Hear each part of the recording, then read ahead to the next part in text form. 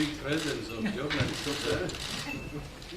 That's when our French colleagues say, ooh la la. Voice.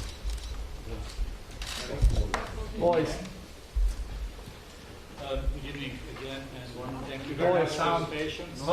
No voice. Voice. We don't have any sound. Microphone. Why don't you do a chat? Can you hear us well now? Yeah. Okay, Yes. good. Good evening again to everyone, and thank you very much for your patience, for bearing with us for the last hour and a half, almost 2 hours. Thanks also to all journalists who are online. I understand we have more than 150 journalists who are watching us and listening to us right now, either by dialing in or by watching us on WHO Twitter and WHO Facebook account. We are late, so I will just keep it short. For those online who would like to ask questions, please dial 01 on your keypad and you will be put in the queue. As we have announced earlier, and you have the nameplates here with us, we have Dr. Tedros, WHO Director General, Professor Didier Houssin, who is Chair of the Emergency Committee. We have Dr. Mike Ryan, and we have Dr. Maria van der Kolk from Department of Diseases and Zoonoses Unit. Mike Ryan is the head of emergencies at WHO. You know, today was the first meeting of the Emergency Committee on International Health Regulations on novel coronavirus, and I will give the floor immediately to Dr. Tedros. Thank you, Tariq. And good evening to everyone in the room and everyone online. We're really sorry that we're late, but thank you all for your patience. As you know, this is an evolving and complex situation. And I would like to thank Dr. Houssin for his leadership of the Emergency Committee and all members of the committee, the advisors, and those who made presentations earlier today during the deliberations. I was very impressed by the detail and depth of China's presentation.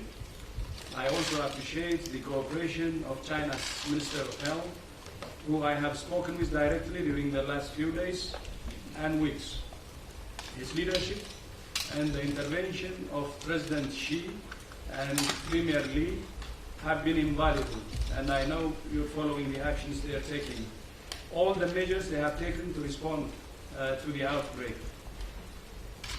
Today, there was an excellent discussion during committee meeting, but it was also clear that to proceed, we need more information. For that reason, I have decided to ask the Emergency Committee to meet again tomorrow to continue their discussion. And the Chair, Dr. Houssin, has agreed with that request. The decision about whether or not to declare a public health emergency of international concern is one I take extremely seriously, and one I'm only prepared to make with appropriate consideration of all the evidence. Our team is on the ground in China as we speak, working with local experts and officials to investigate the outbreak and get more information. We will have much more to say tomorrow, and thank you very much, and we'll be glad to answer any questions you have. But before that, I will give a chance to the Chair, Dr. Houssin, to say a few words, and after that, Mike to have to say on the actions we have recommended. Thank you. Thank you very much, Dr. Tedros, and thank you for you all to be present this evening. It's true that the committee met during several hours today. We heard very interesting reports from the Republic of China about the situation in China. We also heard reports about the situation in Japan, in Thailand, and in Korea. Following this, we had also the analysis of the situation made by WHO Secretariat, and then we entered into a discussion about important advice to provide to the DG of WHO. That is the situation corresponding to a public health emergency of international concern, and what advices should be given to the DG. The views of the members of the committee, considering the information provided, was split about the opportunity to advise the creation, the decision of a PHEIC. But we formulated a series of recommendations concerning the improvement of containment and mitigation measures, which are already important in China, and also about the measures that should be taken by member states. One of these measures is the improvement of sharing of information and cooperation between member states in such a situation. One of our advices was to suggest to the DG that the emergency committee should be reconvened very early if necessary. And in fact, the situation is evolving rapidly, as said Dr. Tedros, and for this reason, we of course agree completely with his decision to reconvene the committee tomorrow, considering the evolution of the situation and the measures taken not noticeably in China. Thank you.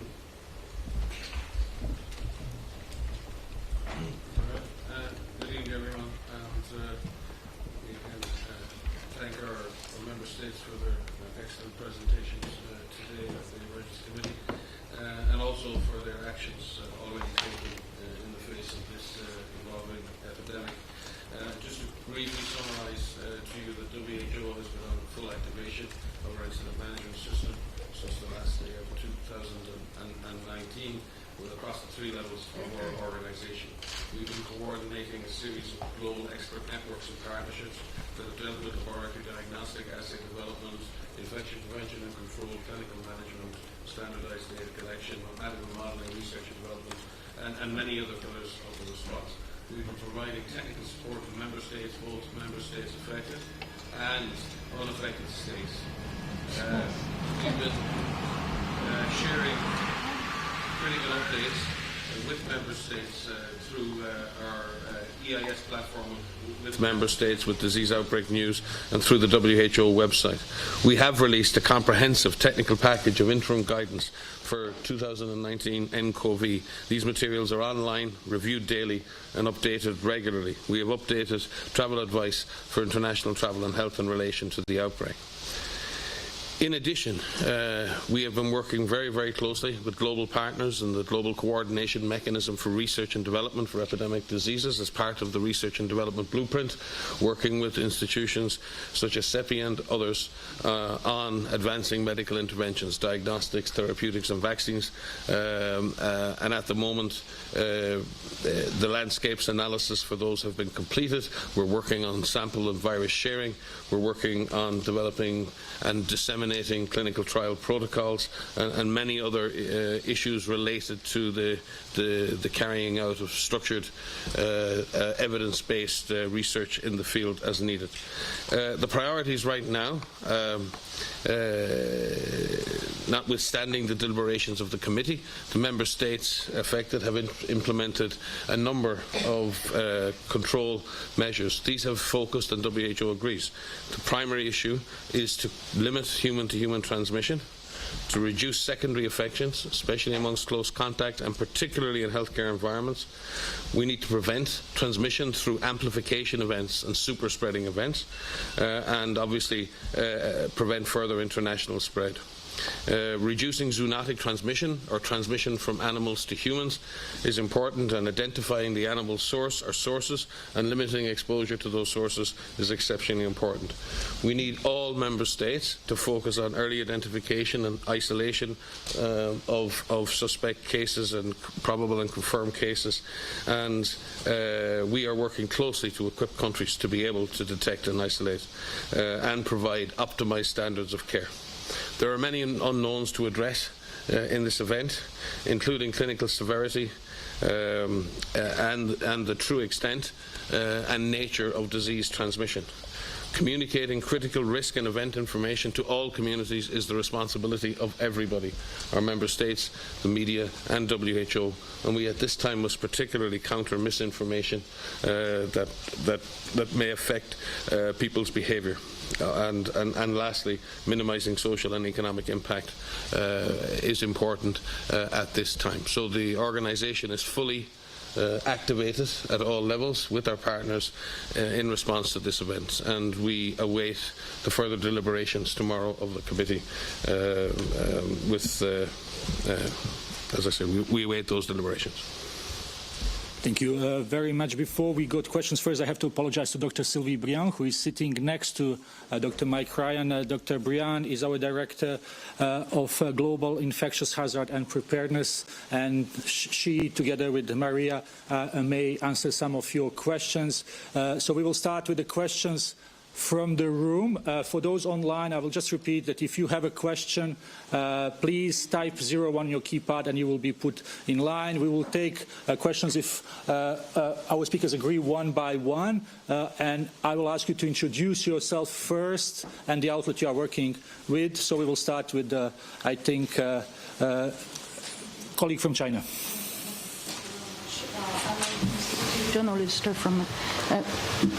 I'm a journalist from CCTV.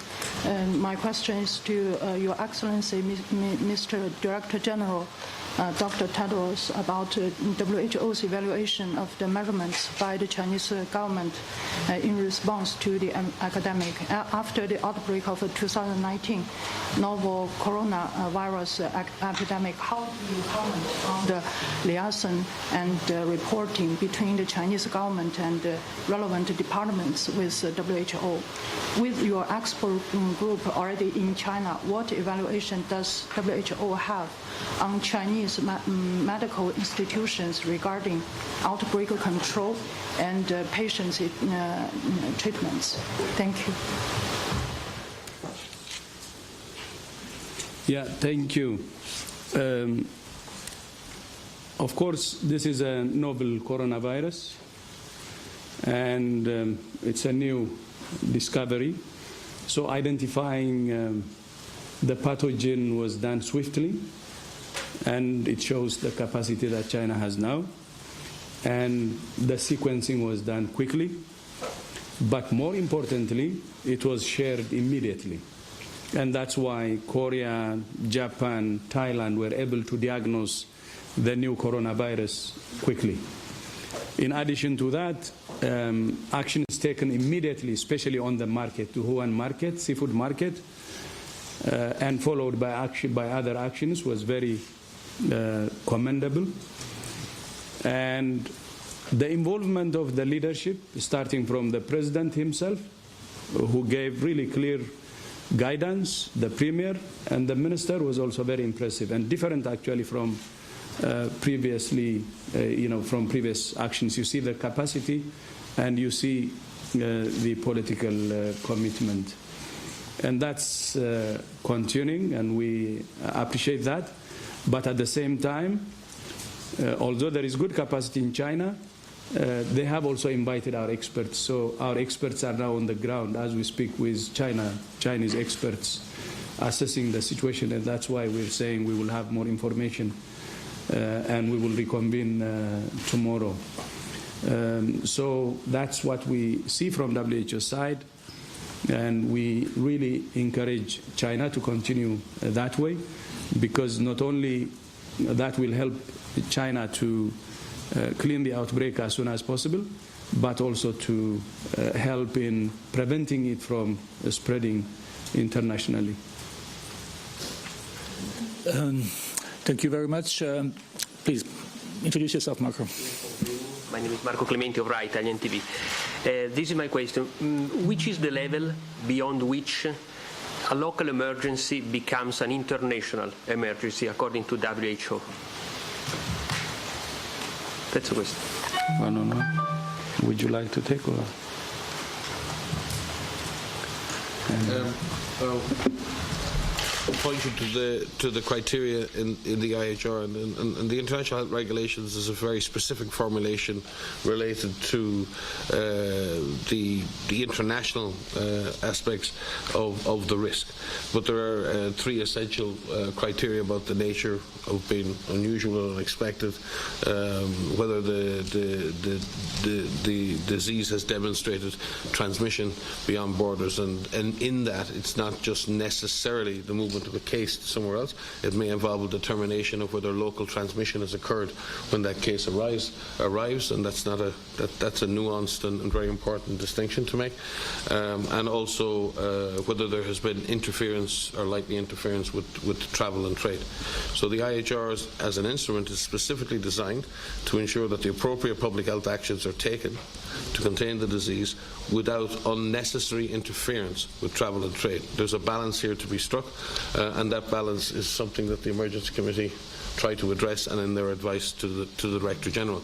But that does not mean that public health action starts with the declaration of a PHEIC. Public health action is already underway. Comprehensive international public health action in support of the affected states is already underway. What deliberation on a PHEIC can allow is the issuance of temporary recommendations that are more binding in terms of international law on those member states. So one would ask the question, are our member states implementing all those measures at the moment that we would consider necessary to contain this disease? And then beyond that, are there further temporary recommendations that will be needed? So in that sense, it should be a reinforcement of existing action, and that's why I took the time to explain the actions that are being taken. And in that sense, we need to separate the PHEIC is a very particular concept in this regard. Thank you very much. Stephanie, please.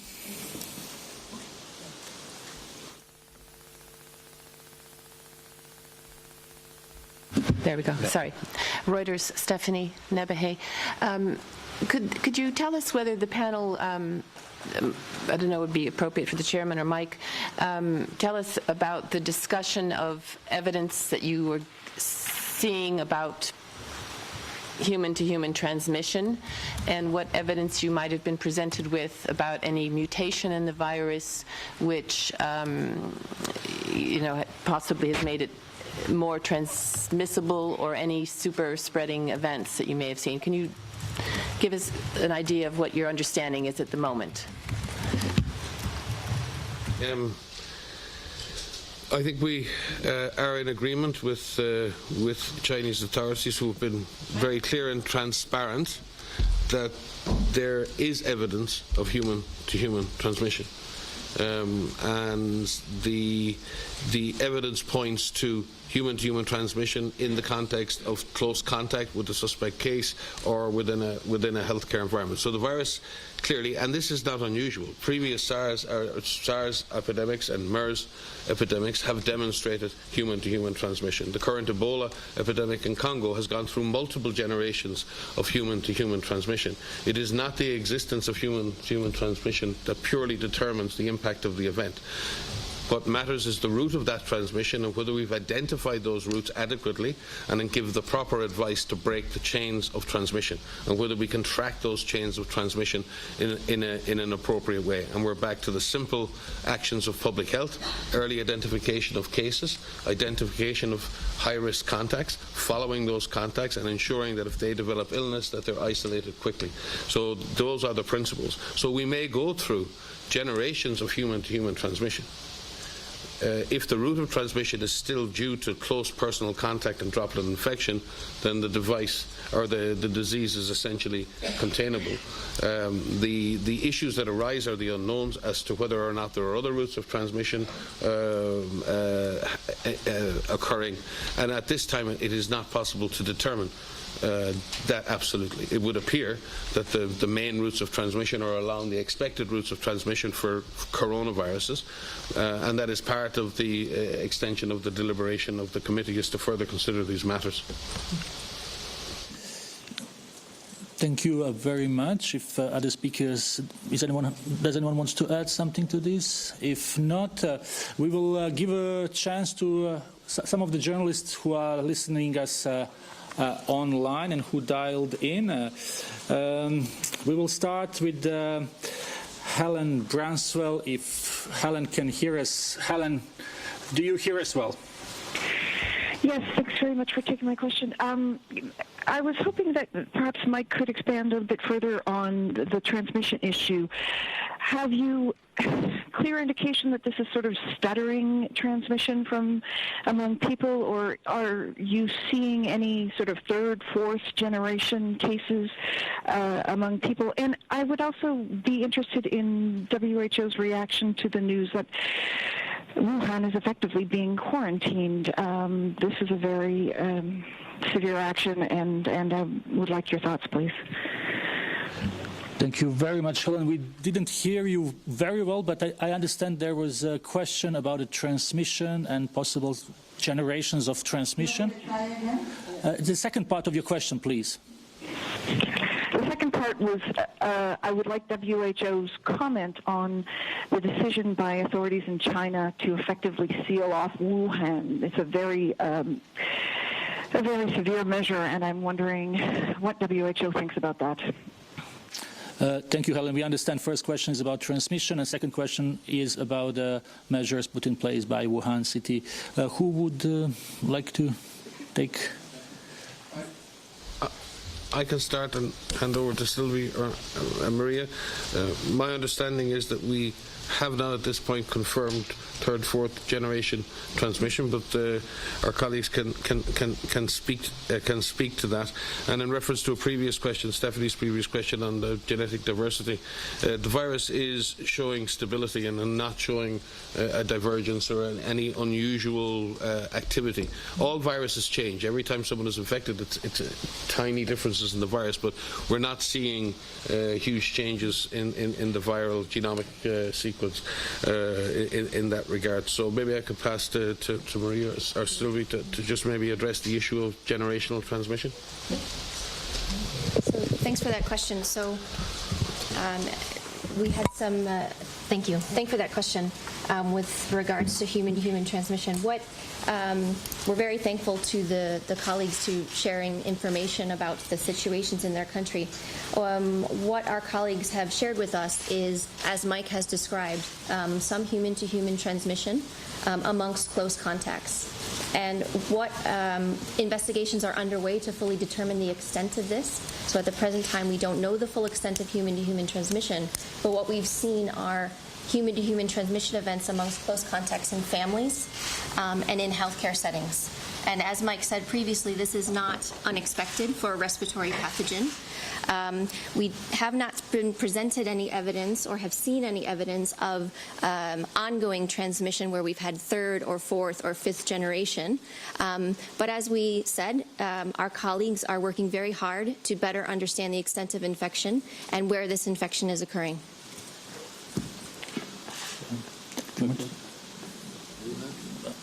Okay, Wuhan. Thank you, Laurie. On Wuhan, the measures that have been taken, we're following the situation, and we're in contact with Chinese authorities 24/7, and almost daily contacts directly with the minister himself. And what they're doing is a very, very strong measure and with full commitment.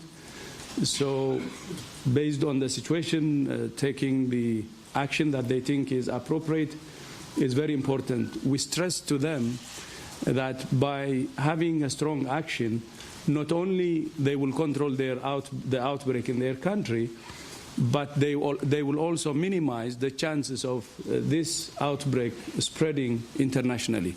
So they recognize that. And they're doing both.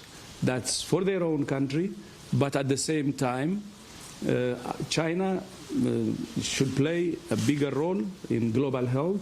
So they're taking more and significant measures to limit or minimize the international spread. So as long as it's tailored to the problem and with the commitment that we see, I think we commend their actions.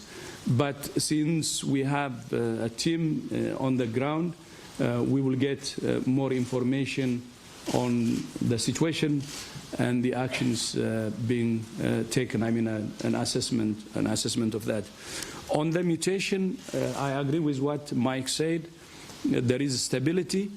We don't see any significant variation. But at the same time, we also believe that we have to be cautious and continue our assessments critically, because significant mutation can happen anytime. So we should keep that within our attention. Thank you.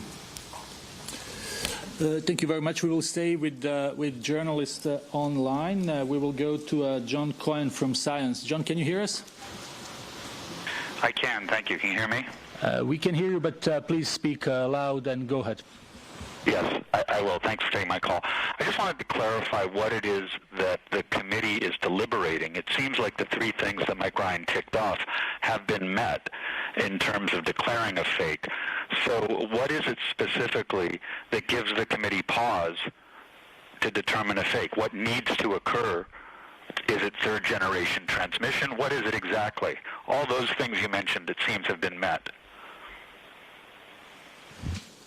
Thank you, John, for that question.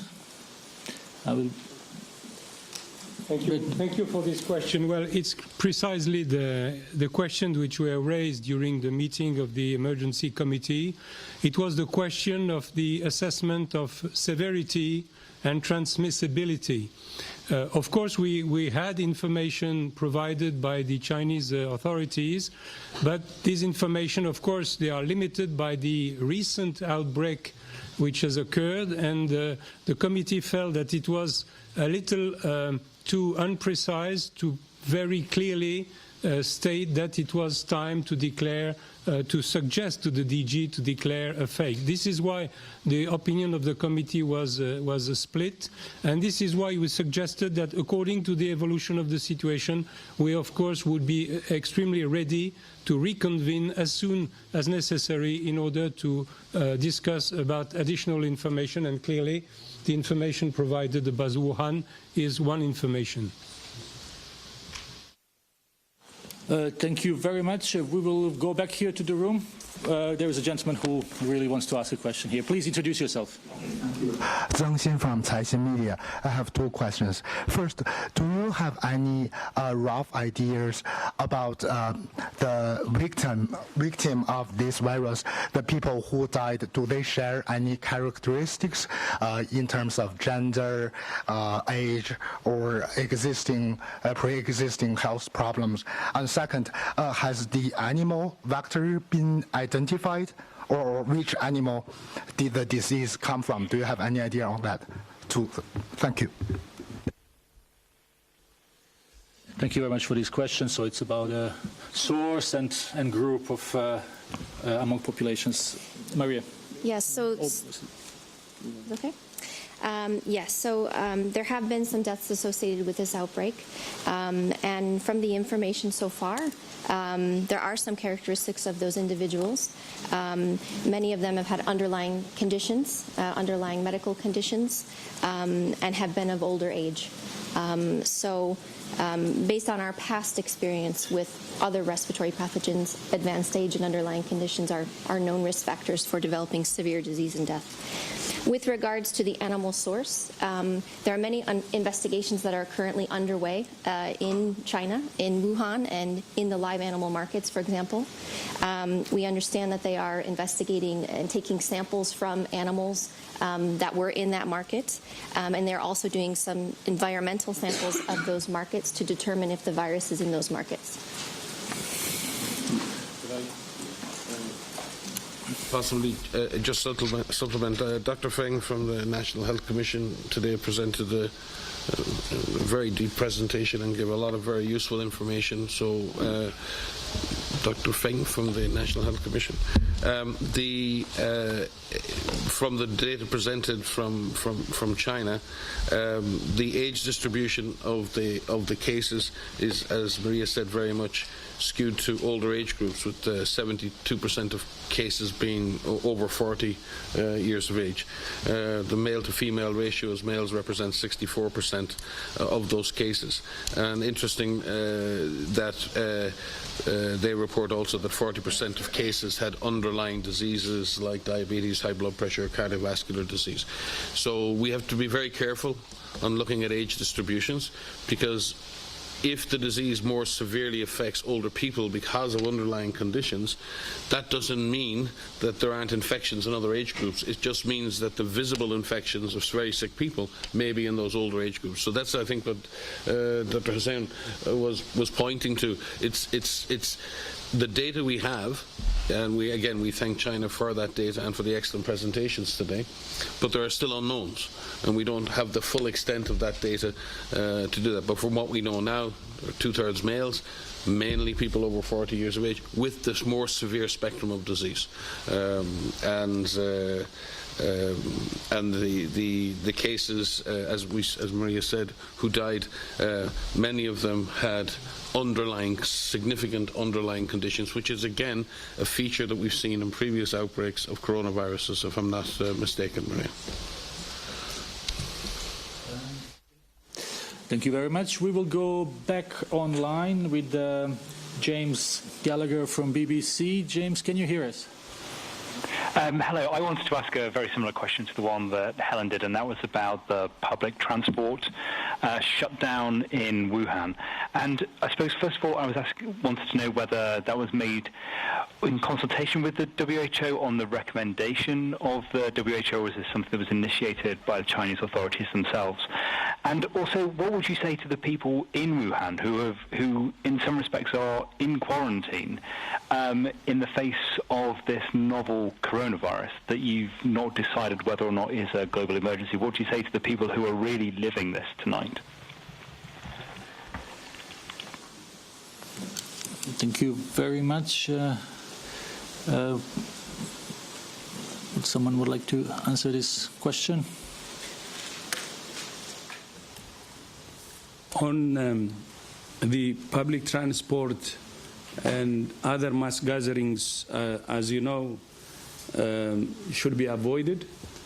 So they are taking measures based on that. And although our recommendations were going to go based on the discussion today later on, but these are from our previous discussions, and they know the measures they should take in order to prevent transmission, especially mass gathering is one of the risks. We don't think on public transport, we cannot say they have done something unusual. On the population, I think the measures which are taken, as I said, they were just announced today, so we will need some time to understand the specific measures that are being taken. Since we are working with them, if there are any recommendations that we should give them, we can give them. Thank you very much. Hope this answers your question. We will go to Denise Grady from New York Times. Denise, can you hear us? Yes, thank you. Can you hear me? Yes, please go ahead. Okay, thank you. Dr. Ryan, could you please clarify the numbers, the figures that you just gave? It wasn't clear to me if with the percentages you were talking about the overall picture of people who are sick or the people who have the severe cases. So if you could go through that again and make it very clear what those numbers are again. Thank you. Yeah, the data we presented was referring to what we were reported to today, which was 291 cases, which it included those clinical cases requiring admission to hospital. So probably, as I said, at the more severe end of the spectrum. The figures that I quote of 64% male and 72% over 40 referred to that group of 291 individuals. I hope that clarifies. Thank you very much, Denise. Can I ask one more thing? Please. Did you actually have a vote on this, and was it a tie vote or something? Is that what you mean when you said there was a split?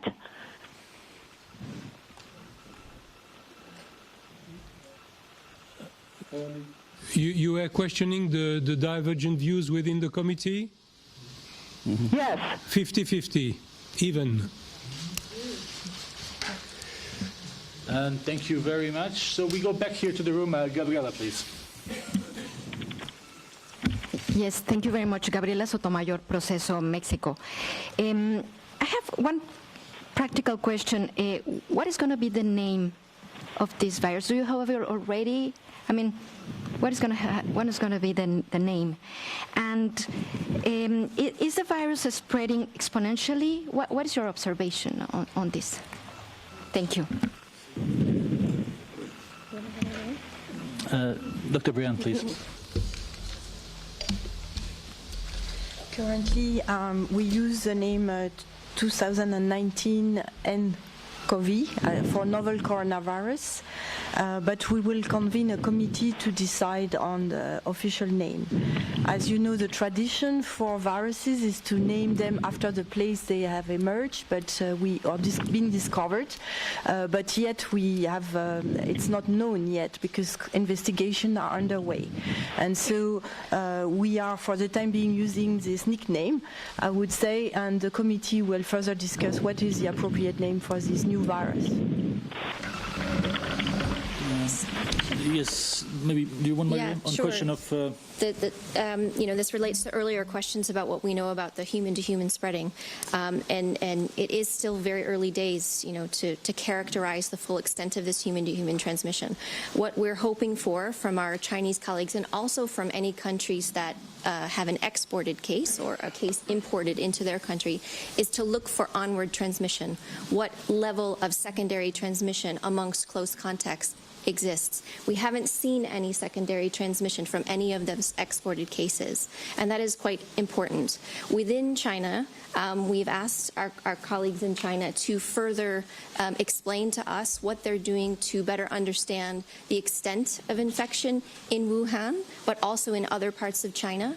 And then, importantly, amongst those cases that they've identified, how many of those are related to human-to-human transmission, and then in what context did that human-to-human transmission take place? Was it in a household? Was it in a healthcare facility? Was it in the community? So those are critical pieces of information that we need to know to be able to characterize the full extent of transmission. And maybe I could supplement here, because there's a difference between a daily reporting of cases and when those cases had their onset. And many of the cases reported over the last 2 days could be cases that have been picked up retrospectively based on enhanced surveillance. And their dates of onset will be over many, many days, many weeks. We don't know. That is why we did receive some really helpful disaggregated data from China a number of days ago around the original cluster around the Wuhan cluster around the seafood market. It will be extremely helpful at this point that China, and I believe they have every intention to do so, is to share that disaggregated data, because it's really important that we're able to do that secondary analysis, construct those epidemic curves, and estimate the doubling times and the rates of movement of the virus, both in terms of temporal rate and the geographic rate. So we look forward to receiving that data from China as soon as possible. Thank you. Well, first, I have Mohideen and I have Body first. Go ahead, and then Mohideen. I have to comply because we need more opportunity to Chinese media put more questions, whatever here or online in Chinese issues. So, j'ai une question pour Monsieur Hossan. plutôt que, si je comprends bien, M. Tedros qui a dit, il paraît que c'est vous, le comité, donne le conseil que Wuhan faut être isolé comme une... Est-ce que c'est bien compris? C'est-à-dire, vous proposez que la ville, ça pourrait être plus foncé ou plus strict. En plus, I have another question to Mr. Tedros. Could you give us our exact time for tomorrow? What time you will give us our results or answer? Whatever, morning or afternoon, but we need at least an exact time or around. Thank you. Okay, just to say that first question was about whether the committee is giving directions to Wuhan authorities on their actions or not, and that was directed to Professor Usam. Thank you. I will start maybe from the second one because you want to know when to come. So we will start at noon, like today, at 12. On giving advices, we give advices to China, the national government, and also, of course, it will not be limited to that. And most of the guidelines are given to the international community too, so to countries, neighboring countries, and beyond. Thank you. Reading, please. Sorry, from European News. What advice would you give people who are planning to travel to China should they cancel or postpone plans? And also, what precautions for those who deem travel necessary should people be taking if they are visiting China? We will come back with tailored recommendations tomorrow. That's why we're reconvening tomorrow. Okay. Yes. Because the question on the role of the committee was directed to the chair. The response is no. The committee did not provide an advice concerning the measures to be taken in Wuhan, but it's clear that the information about the measures taken by the Wuhan authorities very recently, today, are important information and will certainly be useful to the reflection of the members of the committee tomorrow. Thank you. Okay, thank you very much. I'm just checking if we have more questions online. I'm just saying, repeating again that those who are online and want to ask a question can type 01. I would like to see if we have a Euronews online. Thank you, Gerard. Hi, Gerard. Please go ahead. Yeah, so we were wondering, how can we differentiate between virus or the flu? And in Europe, without no borders, how can governments apply these procedures to restrain the epidemic? Gerard, did you say that how we can distinguish virus from the flu? Yeah.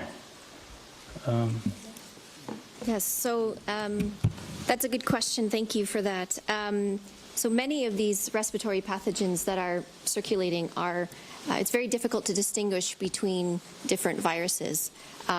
What we understand from the 2019 novel coronavirus is that it can cause a range of disease in individuals who are infected, from mild disease all the way to severe disease and death. That's quite a range. Investigations are still ongoing to better articulate what proportion of individuals will have mild disease or severe disease and what risk factors they may have to result in more significant disease. In the beginning of an infection, you start out perhaps with some mild respiratory diseases. What we refer to are the diagnostics that have been rapidly developed thanks to the rapid sharing of sequences by Chinese authorities. So there are labs all over the world now that are able to detect this virus in patients.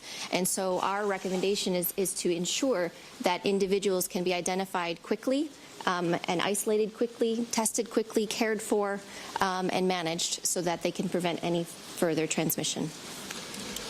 Thank you very much. We will maybe take one or two last questions before we conclude for tonight. Maybe we start first with Betsy McKay from Wall Street Journal, and then we will give the floor to our John here. Betsy, can you hear us? Yes, can you hear me? Yes, please. Okay, great. Thank you very much. I just wanted to ask a little bit more about the contact investigations going on in China, how much information you have on them, and given the rapidly expanding number of cases, do you feel that China has the capacity to do these contact investigations at this time and stop the spread, or does it need help from outside?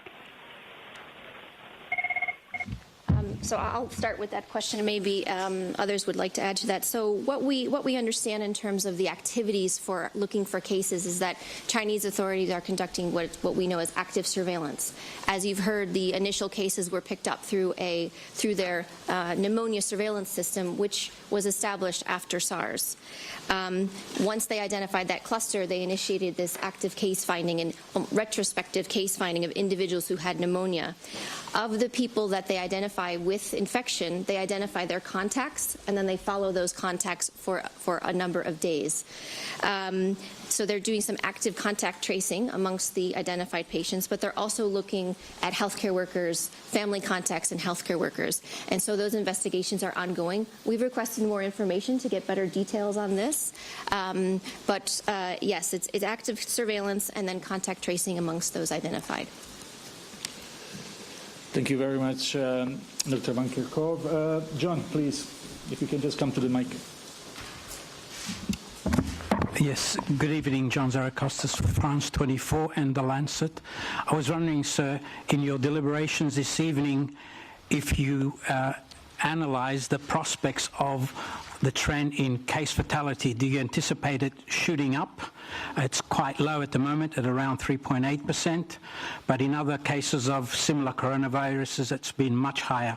What's the information coming from the field? And secondly, with reference to antivirals, what are the prospects of coming up with one that's effective? Thank you. Yes, the question about the fatality rate is clearly one of the question mark which was raised during the meeting of the committee. If we refer to the previous coronavirus epidemics in 2003 and more recently with the MERS coronavirus, the fatality rate was much higher than it appears to be today. But this is one of the aspects which needs to, for which we would like to have more information, because it's, of course, a very important point to decide whether it is a major public health threat or not. That's the response. Thank you very much. And maybe we can really take the last question for tonight from... Antivirals. Antiviral, sorry. There have been a number of compounds that have been used in the fight against coronavirus, but it's very important to recognize that there is no recognized effective therapeutic against coronaviruses. There are protease inhibitors and interferons that may help as adjuncts to treatment, but they have their own issues with toxicity. So the primary objective in an outbreak related to a coronavirus is to give adequate supportive care to patients, and particularly in terms of respiratory support, multi-organ support, because the disease can cause a multi-organ failure, and many patients can be saved in that regard. However, there are potential clinical trials that could be done with agents, and that's what we're really focused on right now, is identifying other therapeutic agents and other opportunities to test new drugs. And again, we've been working very closely with authorities in the 4 countries, and again, very much welcome, particularly in this case, the participation of Chinese experts on all of the expert networks that are helping us to move towards one of the opportunities that sometimes can get lost in an epidemic is not collecting the structured data to understand the clinical disease, and then using drugs, even on a compassionate basis, but collecting the data in a structured way under what we call a Muri protocol, which is a protocol that allows the compassionate use of drugs, but also collects very important data to allow us to advance knowledge. And again, we thank all the countries for working with us to this end. I don't know, Sylvia, you want to add anything there on that? No, I think it's really part of the research effort and research collaboration that WHO is coordinating currently to make sure that discovery also on therapeutics and vaccine is accelerated as much as we can. And just to remind everybody, the Research and Development Blueprint for Epidemics has a broad global partnership called the Global Coordination Mechanism, where all of the major research institutions in the world are involved in that collaboration. And again, this is the type of collaboration we need: the sharing of sequences, the sharing of viruses with the provision of guarantees around the adequate benefits that go with the sharing of clinical knowledge. This is global solidarity in action, and we need to see that continue in the coming days.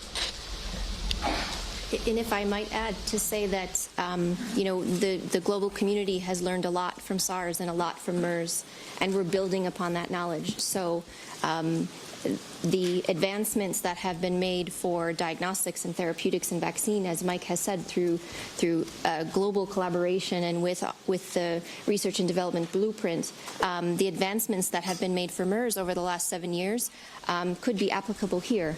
And so that we're trying to build upon that knowledge base to see if that work can help in the current situation. Thank you very much. Maybe I will say the final thank you, I think. Tari. Okay, well, I promised this lady one last question. You did? Okay. I didn't know. Short. Natalie Meyer from Kyoto News. As you mentioned SARS and previous outbreaks before, I was wondering if you could comment on the Chinese transparency and if you could draw a comparison to the outbreak now.